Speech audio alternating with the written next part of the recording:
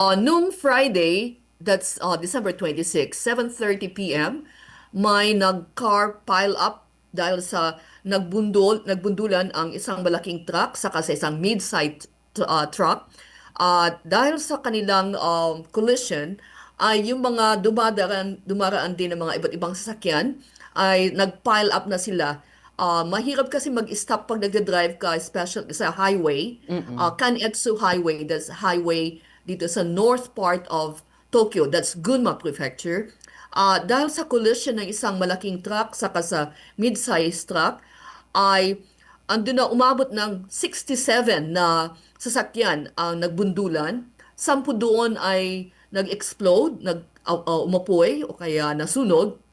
At dahil dito maraming na-injured, there are actually 21 ang uh, actually considered minor, pero ang pinaka-major, 5 seriously injured na passengers at dalawa ang namatay. Isa dito ay 77 years old na matanda, taga Chofu, malapit lang dito sa akin, kung saan ay nakaupo siya sa likuran ng sasakyan na dinadrive naman ng family member niya. Tapos yung isa ay driver, isa sa mga drivers, hindi man na-specify kung ito yung malaking truck o kaya yung mid-sized truck. So ganito Mm. ang sitwasyon dito sa Japan ngayon, heavy snowfall, kaya madulas ang mga sasakyan. Bakasyon dito ng mga bata magmula nung Friday na yon, 26. Kaya even mga students ko, no, pauwi sila sa kanilang mga grandparents, yung mga kamag-anak sa probinsya mula sa Tokyo.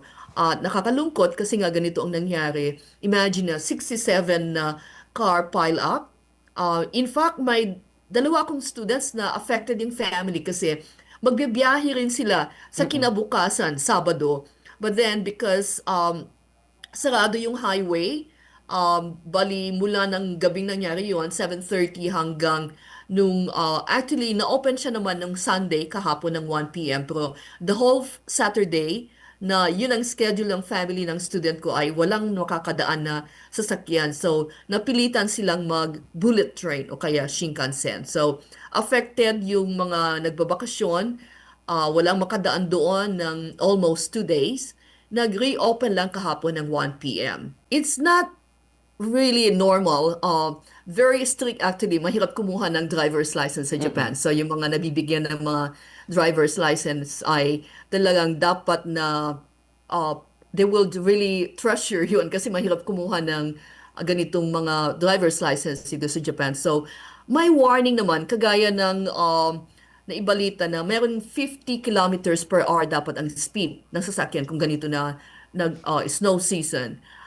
Pero talagang tumigas na yung daan at yung imagine nyo yung mid-sized truck na nag-sideways. Supposed to be, no, pa vertical siya pero naging horizontal yung naging sitwasyon kasi nadulas yung sasakyan nito. Tapos yung other direction naman na malaking truck na bundol nito. So, andun na, nag-car pile up na. So, it's unusual, actually, yung ganitong car pile up. Mm.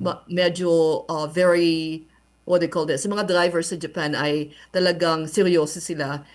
Sumusunod sa mga patakaran dito kasi ayaw nila na mawalan ng lisensya. Kung mayroon kang penalty dito, pwedeng Mm. mawala yung lisensya mo. So, uh, to answer again your question, unusual yung nangyari to. Na imagine mo na 67 car pileup. Ang daanan dito ay talagang limpyado. I mean, yung mga daan dito ay talagang well-paved. Mm. And then may mga bullet train, may mga airplanes dito. Maganda, high-tech dito. So, very unusual nga yung nangyari. Pero when it comes to nature, yun na yung heavy snowfall kasi. So, habang nadadaganan yung snow, ay tumitigas parang ice. So, madulas Mm. ito. Kahit na sabihin mo ng may car, yung accessory pag snow dito, snow tire, ano pa rin, yung snow kung talagang sa dami ng mga sasakyan dito. Kasi vacation time, maraming nagbibiyahe. So, nadadaganan palagi yung mga snowfall. Imagine mo na malakas yung snow, nag-snow yung time na yun na nangyari ng 7:30 ng Friday. So, yung snowfall ay uh, visibility rin, mahirap. Mm. And yun na yung cause ng accident. Actually, naranasan ko na yon kasi isa akong driver din, nagda-drive dito sa Japan. talagang yung aking sasakyan ay mahirap mong i-control kung yung yellow na yung dinadaanan. Medyo napasigaw nga ako noon, no, anong gagawin ko? Anong gagawin ko? Kasi Mm. nga, yung gulong ay talagang umiikot kahit na hindi mo inoobra yung manubela, talagang dumudulas siya. Kung Mm. ano-anong direction, kahit anong gawin mong direction pag yellow na yung ano, nasa daan. So I have my own experience na talagang very scary. Dinadrive ko noon isang Filipino family saka isang Korean saka isa pang Filipina. Punong-puno kami ng sasakyan.